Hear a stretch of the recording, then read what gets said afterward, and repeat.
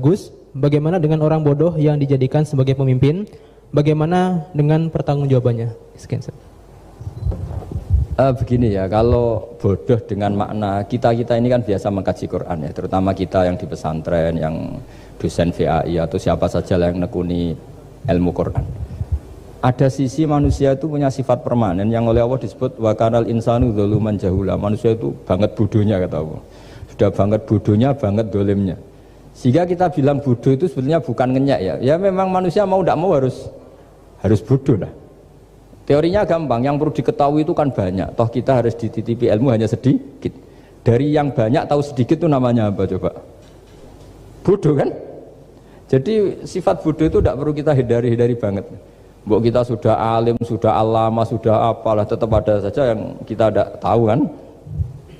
Lalu pertanyaannya, gimana kalau orang bodoh itu mimpin? Bodoh apa? Kalau bodoh tentang uang ya bagus lah. Makanya Nabi pernah ngendikan aksaru ahlil jannah al-bulhu. Nanti penduduk surga terbanyak itu orang-orang bodoh. Misalnya ada rektor, menteri, pejabat, gak pernah korupsi, itu teman-temannya bilang pinter apa bodoh? Teman yang kroni itu bilang apa? Bodoh kan? Oh punya kesempatan, udah diambil, itu namanya bodoh. Tapi kalau malaikat bilang ini pinter gitu, karena bisa mengendalikan apa? Nafsu. Nah, makanya kalau pertanyaannya gimana hukumnya orang bodoh yang mimpin? Bodoh apa? Kalau bodoh cara mimpin ya memang keliru betul. Wong bodoh cara mimpin kok tetap mimpin. Tapi kalau dia bodoh, nggak tahu caranya korupsi, nggak tahu caranya selingkuh, nggak tahu caranya nggak bener, itu ya pinter itu. Karena Nabi itu yang unik, kadang muji itu aksaru ahlil jannah al-bulhu, masyhur hadis itu. Kebanyakan penduduk surga itu orang-orang bodoh. Sampai Mbah Mun tuh kalau guyon ya lebih guyon dibanding jenengan. Kata Mbah Mun gini, aku itu saake suar wargane wong-wong bodoh saake kenaan malaikat. Kan di surga itu orang akan dikasih sesuai keinginannya.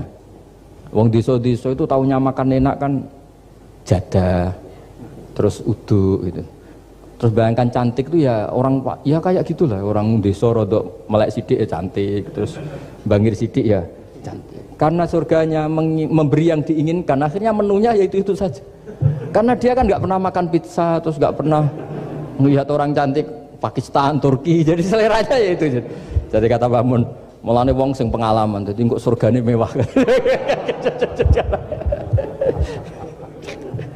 Itu kan bayangkan kamar mandi, mungkin ya kamar mandi di kampungnya kan itu udah bagus ini. Ya saya tidak tahu apa betul begitu apa enggak, ini guyon itu.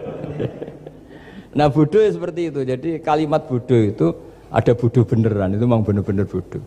Tapi di beberapa ilmu tasawuf, bodoh itu kadang dipuji. Yaitu tadi aktaru ahlil jannah al-bulhu. Kebanyakan penduduk surga itu orang bodoh ya kayak kita. Kalau kita rektor atau menteri keuangan atau pejabat kok tidak korupsi, itu kata teman-teman KKN kita itu apa namanya? Bodoh kan, ada kesempatan kok nggak dimanfaatkan. Tapi kata orang-orang baik itu pinter. Pemimpin ya gitu Pak Rektor. Jadi saya merasakan jadi kiai, saya itu nggak suka mimpin karena sebetulnya takut kalau orang ini tidak mandiri. Semua kok tanya kiai, semua tanya. Ya kadang orang sangat percayanya kiai itu ngasih nama anaknya saja tanya kiai, padahal bisa baca kitab. Kadang ya dia doktor dari Al-Azhar. Ya kamu itu ngalim kok nama saja tanya kiai, apa memang kamu nggak bisa? Wah biar barokah Gus kalau nama dari jenengan, ribet kan? Ini kan ribet. Akhirnya saya tidak mau, barokahnya tidak mau, itu mereka mau memberi nama sendiri. Makanya kata bapak saya itu kalau ono imam masjid wis tuwek ngimami terus, itu gak istiqomah hak jenenge, mau digenti. Jadi artinya kalau ada seorang imam masjid tuwek sudah batuk masih ngimami saja.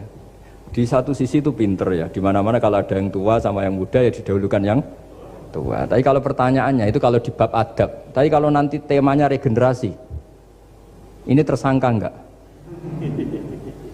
Ya saya ulang lagi ya, ada imam tua sudah batuk-batuk. Kalau temanya akhlak dibenarkan, di mana-mana kalau ada yang tua yang jadi imam ya tua. Tapi kalau temanya regenerasi, tersangka kan dia. Lah ini lainnya gimana ini kok enggak regenerasi? Artinya gini, makanya saya bilang kalimat bodoh beneran apa bodoh yang relatif nisbi. Jadi manusia itu seperti itu, makanya disebut wakanal insanu zaluman jahula. Di bab adab dia benar jadi imam, tapi kalau babnya regenerasi Salah. Makanya kalau jadi pemimpin berkali-kali, makanya benar Indonesia dibatasin 2 periode. Harusnya kalau teori pengalaman, benar mana presiden ketiga sama kedua? Benar ketiga kan lebih punya pengalaman.